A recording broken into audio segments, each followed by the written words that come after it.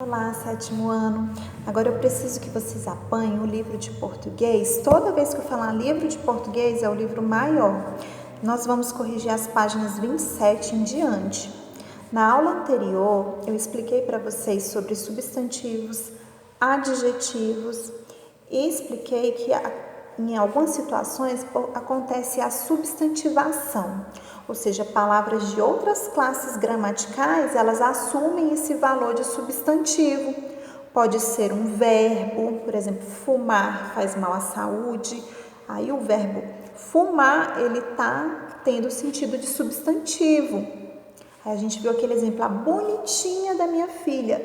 Não é que ela quis dizer que a filha dela é bonita, ela usou ironia. Então aí esse bonitinha, esse adjetivo virou um substantivo. A bonitinha da minha filha ficou de recuperação. Então, com base nisso, vamos corrigir essas páginas. Leia a charge a seguir. Menino, meus óculos quebraram. Leia essa notícia para mim. Aí na manchete fala assim: 44% dos alunos do ensino fundamental não leem direito. E aí o rapazinho fica, putz.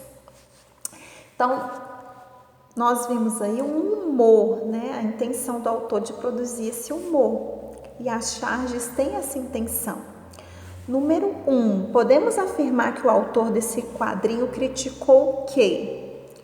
Ele criticou a educação dos jovens brasileiros em língua portuguesa, alternativa E, que eles não sabem ler direito, eles não leem direito.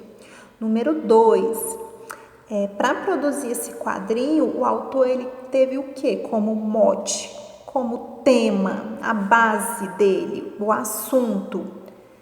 Alternativa B, uma notícia, né? Nós vemos aí o jornal.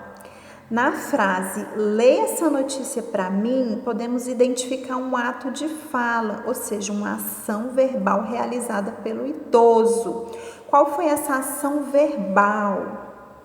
A alternativa C, uma ordem. Quando ele diz leia, o verbo está no imperativo.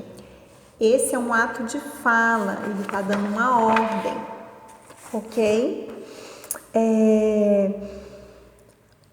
O menor ato de fala que existe são as frases. Porque as frases, elas podem ter apenas uma palavra. Se eu falo para vocês, silêncio. Então, uma palavra só, eu transmiti uma mensagem, né? Para se calarem, fazerem silêncio, certo? Ok. E aí, na número 4, quer saber que palavra da frase expressa claramente esse ato de fala?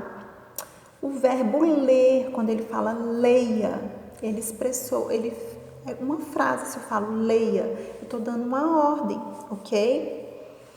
As falas do menino também representam atos de fala. O que esses atos representam?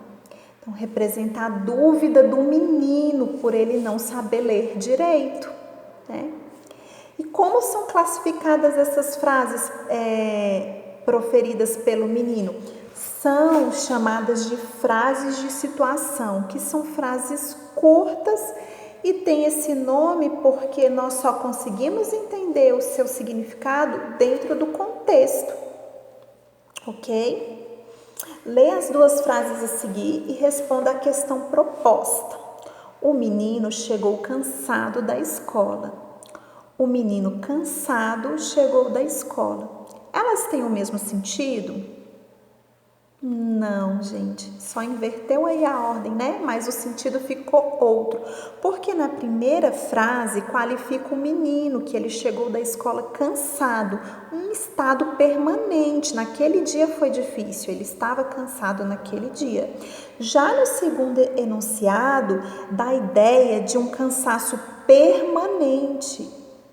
Ele está cansado não só naquele momento, mas de forma geral. Ok? Habitual.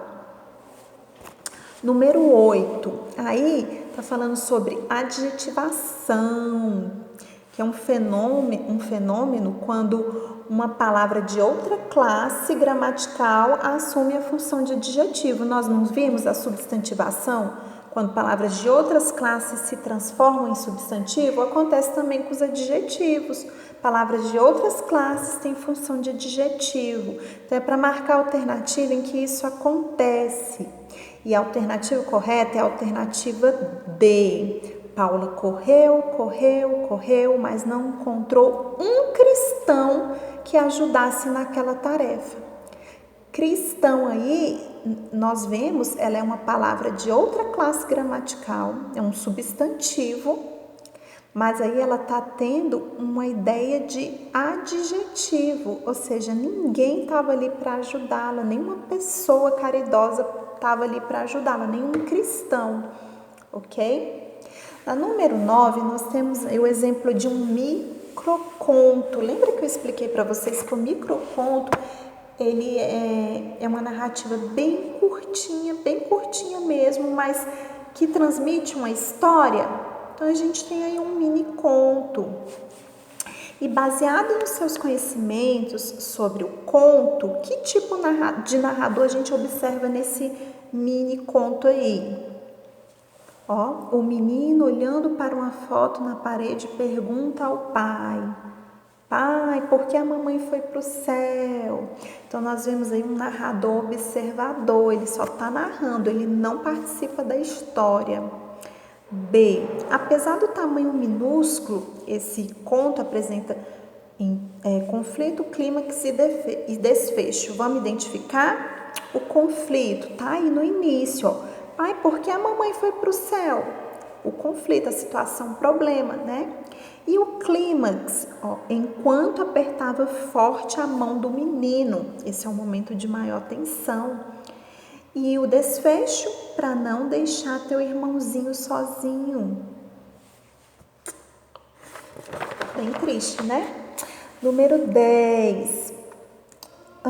Nos textos narrativos é muito comum o emprego da conotação, ou seja, não é o sentido literal, mas sim o sentido figurado da palavra.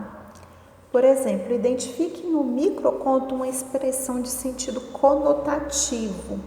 Ó, foi para o céu. Em vez de falar morreu, falou foi para o céu. Então, ficou uma linguagem mais figurada, ok? B. Dizemos que a conotação diz respeito a uma maneira pessoal de ver o mundo. Pensando nisso, avalie o uso da expressão identificada no item A.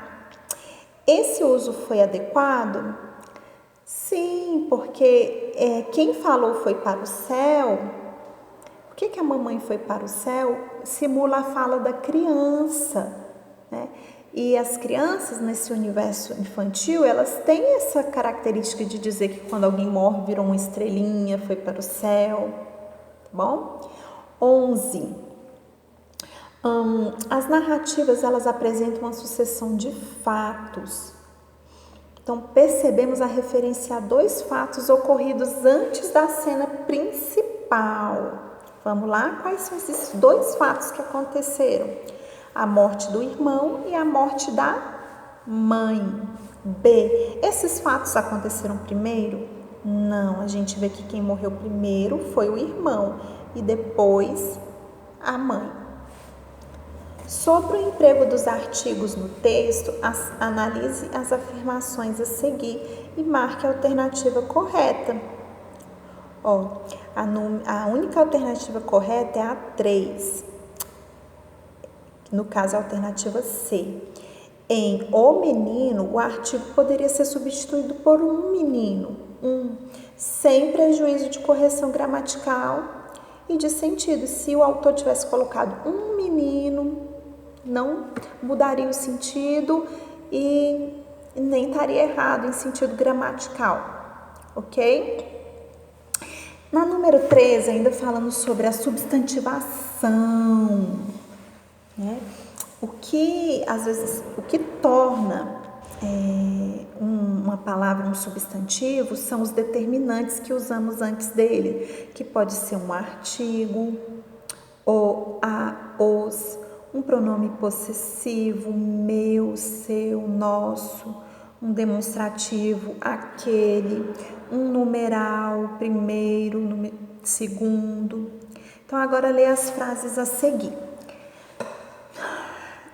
Onde a gente vê esse processo de substantivação? Alternativa 1. Dizem que mais importante do que o receber é o dar. Receber é um verbo, certo? Sim, mas está vendo aí que antes do verbo tem o artigo o receber? Então, isso aí a gente vê um processo de substantivação, um verbo com valor substantivo. Então, essa aí ocorre a substantivação.